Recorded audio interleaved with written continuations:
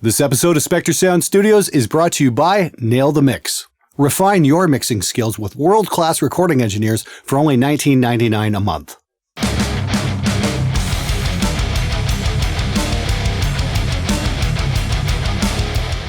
Hey everybody, how's it going? It's SMG Viewers Comments episode 53. Holy smokes, are we ever moving along here? Anyway, lots to talk about this episode. Let's get right to it. I heard that Duran Duran's bass player never changes his strings. And the fact that you use Duran Duran as your point of argument invalidates it. Come on, what were they relevant, like 35 years ago?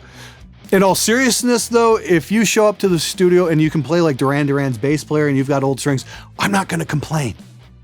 Go put on Girls on Film. That guy's fucking amazing. And if he can get a nice bright fucking tone or a nice usable tone with old strings, more power to him. The guys I have to record, change your fucking strings.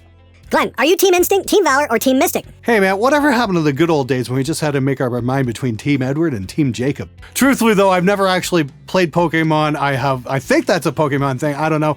I've never really gotten into it. I like shit like the Battlefield series of games, and I like my anime a lot more violent than Pokemon, that's for sure. Next. Also, do you guys buy pants at the same place? Shockingly, no. That just kind of happened by accident, but Spencer even made a comment there when we shot that video. Hey, we've got matching shorts on, so there you go.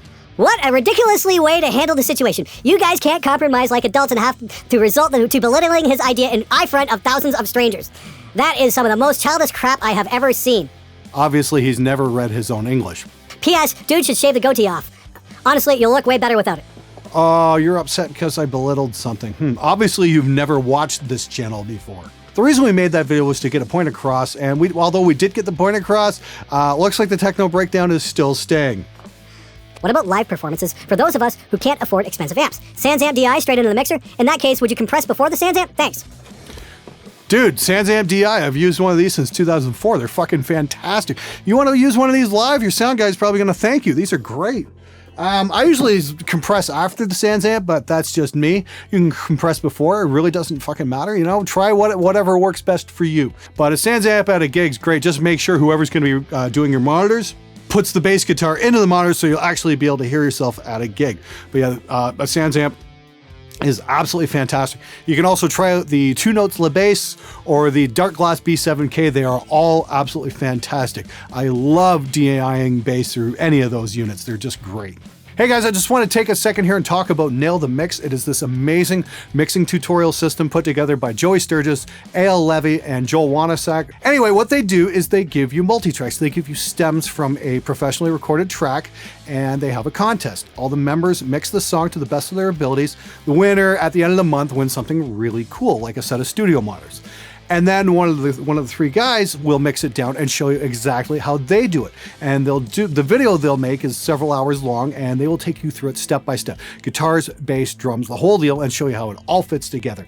I've sat through a couple of these and they're just fantastic. I've definitely picked up a bunch of really cool pointers. My mixes have gotten better, and I know they're going to make your mixes better too. The reason I'm really excited about this is the August project is going to be a brand new song by Machine Head, a band I've been into for years. I'm really excited about this one. You should definitely check it out at nailthemix.com/machinehead.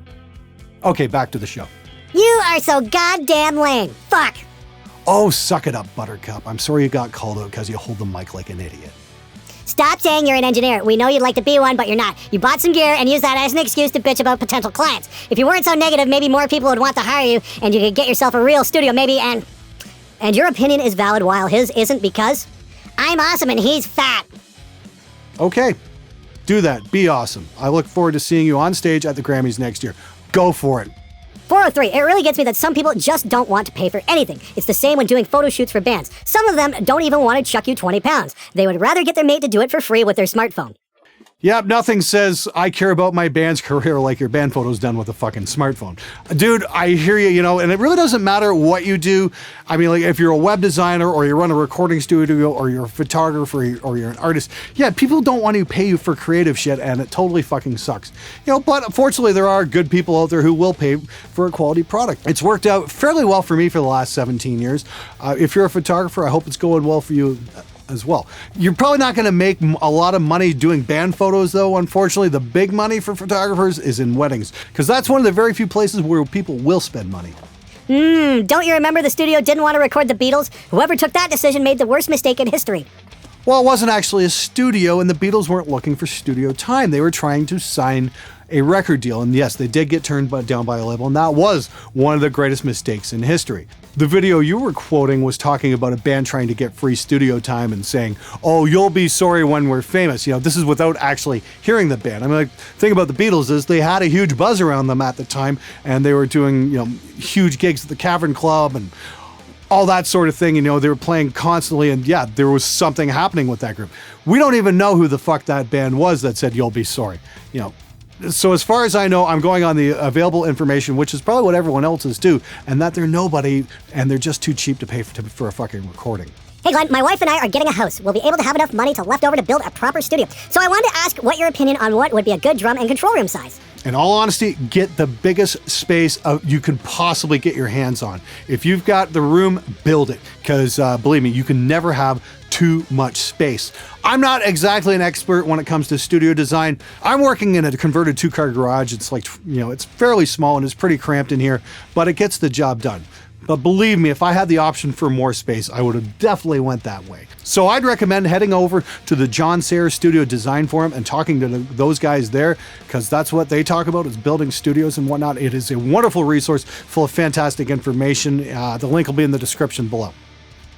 All right, guys, that's all I've got time for this week. Thanks so much for watching. Don't forget, check out Nail the Mix for the August Machine Head project. It's going to be fucking amazing. I'm out of here. Have a great weekend, everyone.